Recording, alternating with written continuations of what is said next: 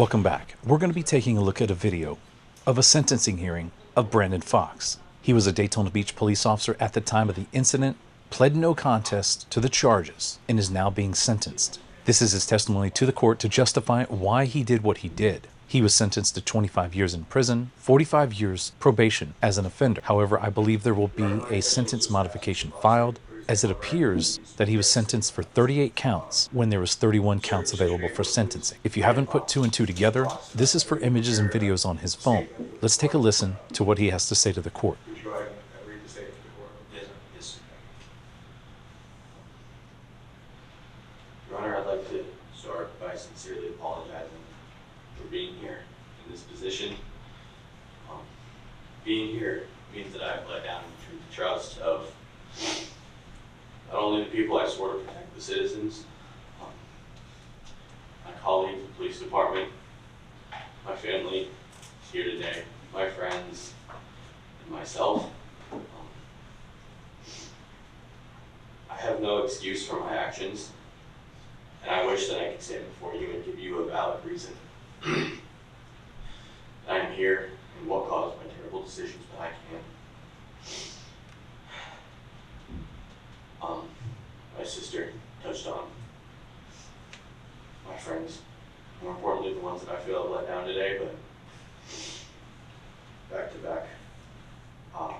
Both of those friends losing them, it's horrible, but I can't imagine if they were in this position, sitting in these stands, staring at me right now, what they would think of me. But knowing that, I also know that their loss, along with other issues that I have been dealing with, just unhinged me. It caused an issue that has put me here. Officer Rayner, first to be lost recently. He was murdered in the line of duty. And the same night he called me and asked me to come work with him. I denied it because I was staying in Palm Coast. And shortly after that,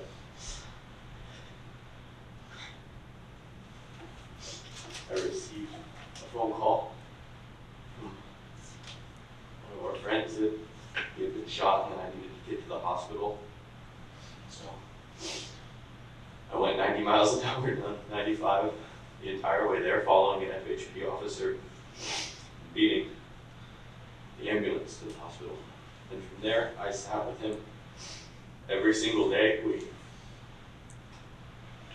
painted Jason's toenails. We'd sit there and listen to metal music with him.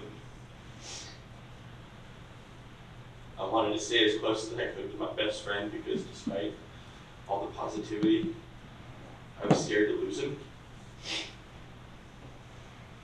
And as you know, over 50 days later, Jason succumbed to his injuries. And then directly after that, Officer Erlinson committed suicide.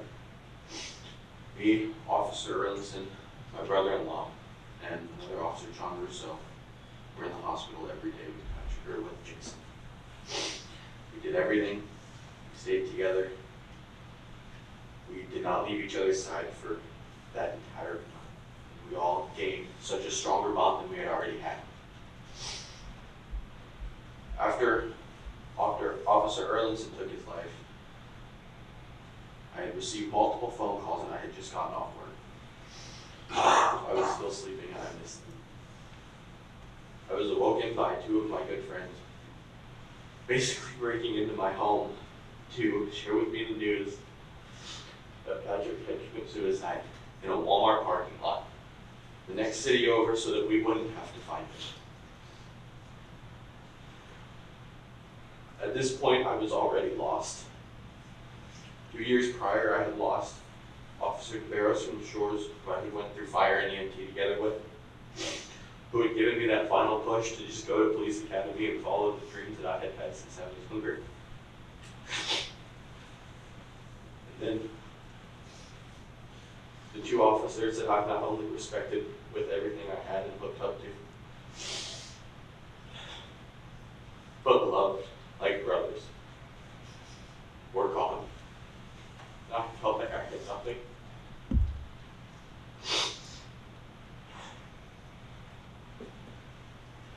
While dealing with that, stepfather, the man that had raised me, was diagnosed with a very serious form of prostate colon cancer, and we didn't know if he was going to make that either.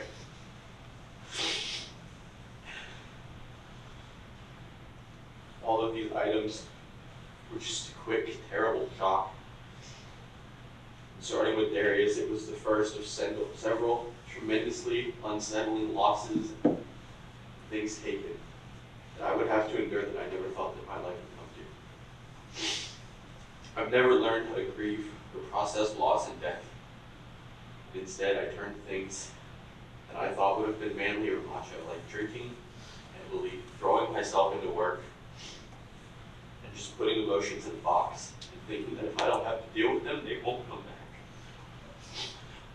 I realize now, looking back, that I became reckless and self-destructive after death or disaster, and that I succeeded in bringing ruin and self-destruction upon myself.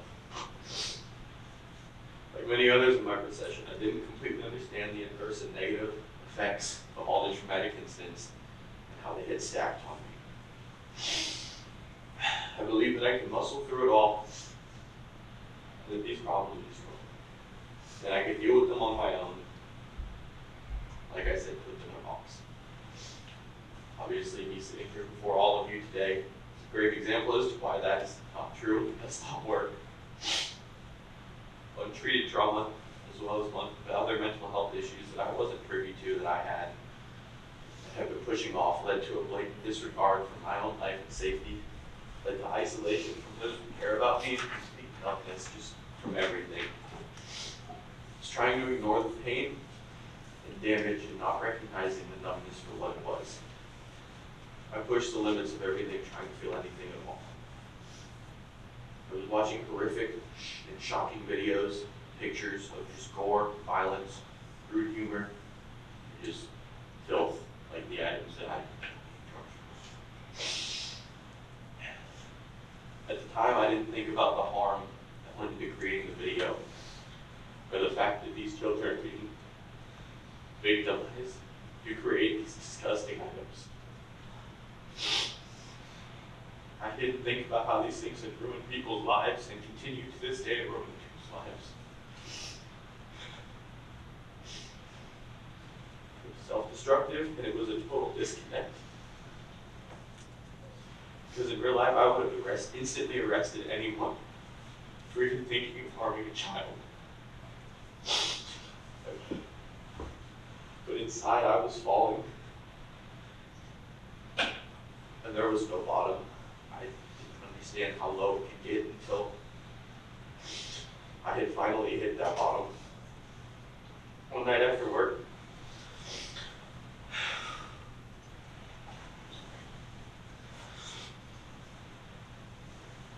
I had driven home very shortly after the incident that it unfolded with my friend. I sat in the driveway of my house at about 4 o'clock in the morning while my mother, my stepfather, my nieces and nephews slept inside the house.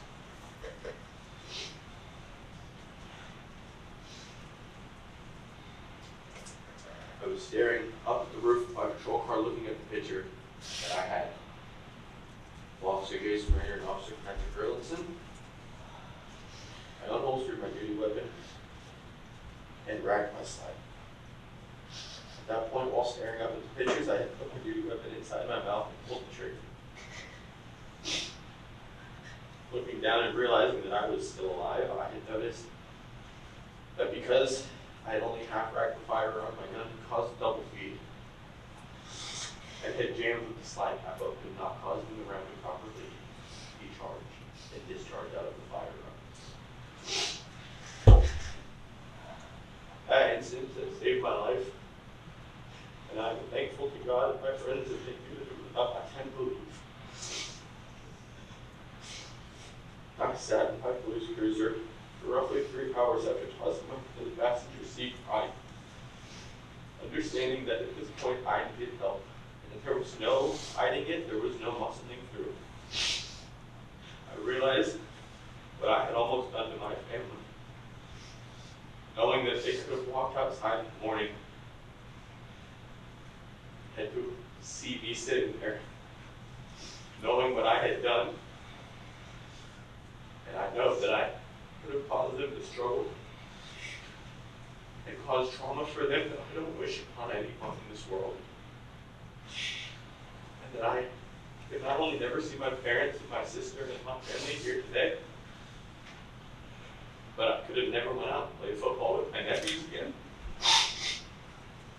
I could have never sat there while they made jokes and played video games and tried to beat me in Call of Duty, and that I could have left them and left everyone without closure, like Patrick had done to all of us. From that moment on, I knew that I needed to kickstart and get my life back in order for my family. I couldn't afford therapy, and I was using the employee assistance program through the police department, attempting to get the help that I needed. And I was given the runaround generally and told them to call back to continue trying to get. I spoke to other people in the department looking for therapists and looking for a way that I could get help for a price that I could afford. That way I didn't have to continue to go through EAP, but I was advised to continue trying to get EAP. I didn't know how to advocate for myself, but at the same time, I didn't want to go through the department telling too many people of my situation. I was ashamed of the person that I had become and the person that I knew I was turning into. I was scared of not only losing the job that I had waited my whole life for, but of being outed as weak and as a failure, because that is all I've grown up feeling. I didn't push hard enough for myself, and when I was unable to get the help that I needed, I began drinking, isolating, and just totally shutting off. Your Honor, I'm disgusted by the actions that I have taken, and I will forever have to live with that torture in his soul. Inside me what it is, and having the ability to think more rationally and clearly now, I know that I should have handled these items differently and tried to be a part of the solution rather than being a part of the problem. I know that as a police officer I am, and I was. No, I'm not an officer anymore. That part of my life is gone, and I understand why, but I am someone who should have been acting to arrest and stop child abuse and child pornography. In my tenure in law enforcement, I have been involved in the arrest of sex offenders. In general, people who have sought to hurt children. But when I came into contact with these items, I should have been part of the solution, not part of the problem.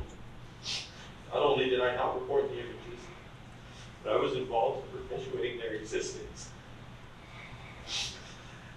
And that will never happen again. I understand clearly that children are harmed and victimized in the creation of this content that is absolutely disgusting. But I think that it's important for you and everyone else in this room to know and understand that I do not find children sexually attractive. I am not in any way, shape, or form a sex offender. Although that is how the public has viewed me from the beginning, I will likely be labeled as one throughout the eyes of the law now. I was never harm a child, or anyone for that matter. And I spent the majority of my career trying to go above and beyond and help children and families that have become unfortunate victims. Do anything from domestic violence to sex crimes to child abuse. I spent my career attempting to help this community. I stopped less fortunate families with gifts on Christmas because that was what made me happy and that was what I felt I needed to do. Passing out toys, baby food, and child care products to shelters, families on the street, and just generally less fortunate families that we would give responsibility. Paying out of pocket on multiple occasions to get misplaced families into hotel rooms and off the streets because I knew it was dangerous and at least they could be safe in there. The version of myself doing that would be absolutely disgusted with me. And I became the same person that I myself would have hunted down and arrested. Should have reported the items that I've seen. Had I done that, I would not be sitting before you. The man I was before would be sitting in the audience pushing for me to be harshly sentenced and to make sure that I could never be in a position of trust or authority again. And I understand why the officers are here, probably thinking those exact thoughts.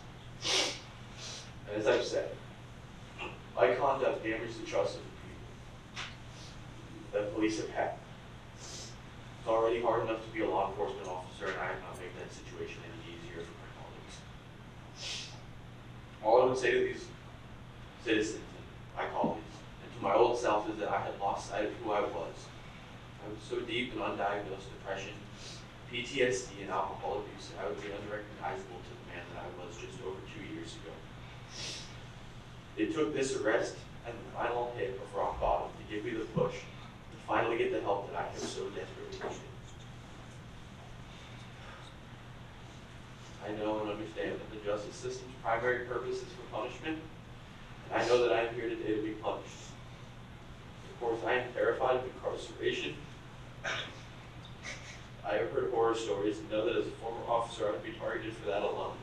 And somewhere with a sex offender jacket, it would make that significantly worse. Your Honor, I've sat every day and thought about this, and I don't think that it would be an exaggeration to say that my daily life would be about survival. As of today, I hope I survive. A year ago, being a completely different person, I would not have cared. If anything, I would have thought that maybe it would have been for the best.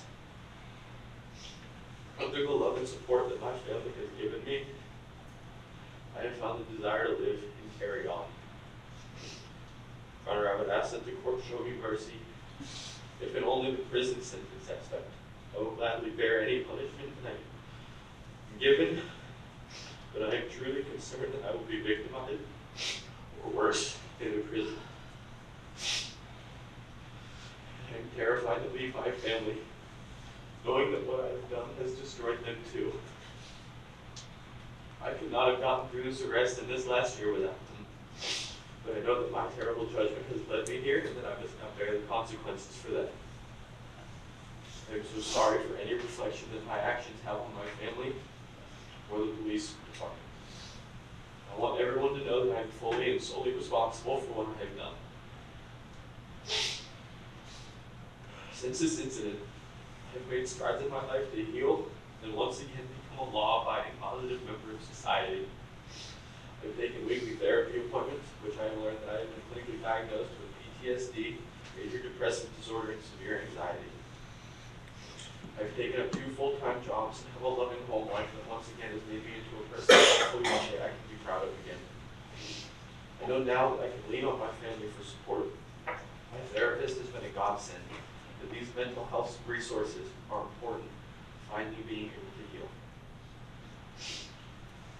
I began to put in the work to understand and better cope with loss, trauma, and my own mental health attitude and how I react to certain situations. I understand, however, that regardless of all this, in the eyes of the community, I've been disgusting criminal, and that brand has stuck with me from the moment my uniform was physically cut off of my body and I was thrown in jail.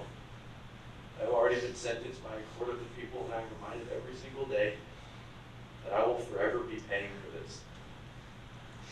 I've been forced to move to the complete opposite side of the county because my name, my personal information, and my home address were blasted all over the internet before I had even walked out of jail.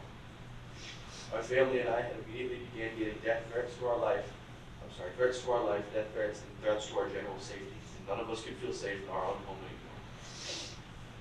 I'm at the point I can't even drive through the city of Daytona Beach without having anxiety attacks, praying that no one recognizes me and frequently having to pull over and gain my composure.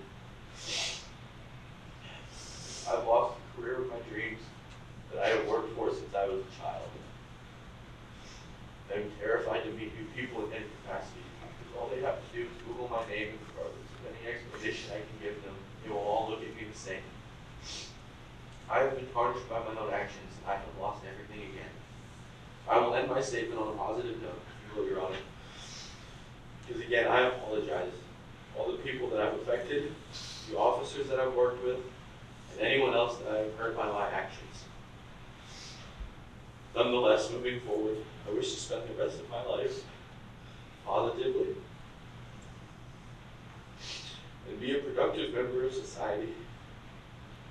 I know that my family that is here today, and those who cannot bear to be, including my lovely girlfriend, my stepfather, and my uncles, are going to be standing beside me and help me the entire way, and I could not be more thankful for that.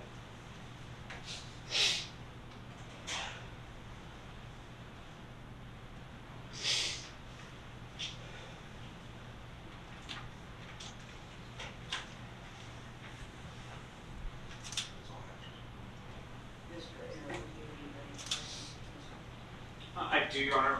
Maybe you just have one moment. I'm just having an image printed. Obtain that real quick. Ms. Thomas.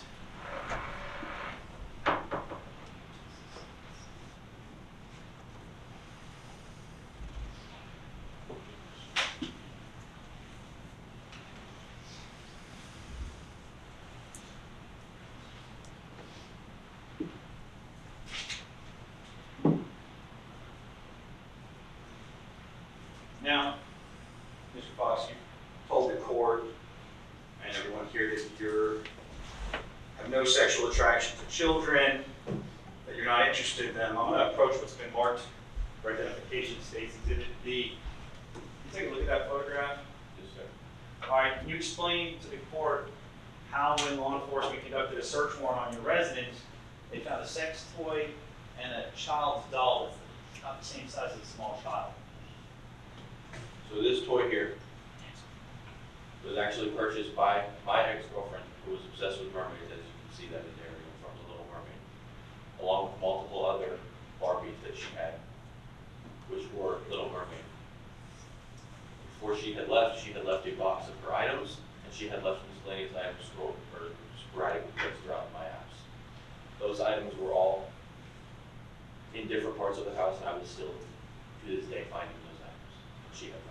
Your Honor, State of Asheville's been marked for identification states Exhibit B, the end of it states too. Any objection? No objection. Without objection, so admitted. Your Honor's permission.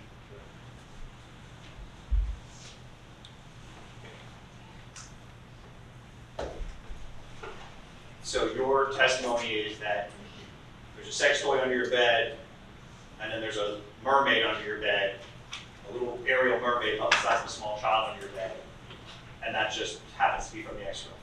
No, sir. The mermaid was found in a box, in the box that it was in. The sexual toy was given as a gag gift roughly 4 years ago and was still sealed inside of a box. Nothing further, Your Honor. Anything to rest? No, Your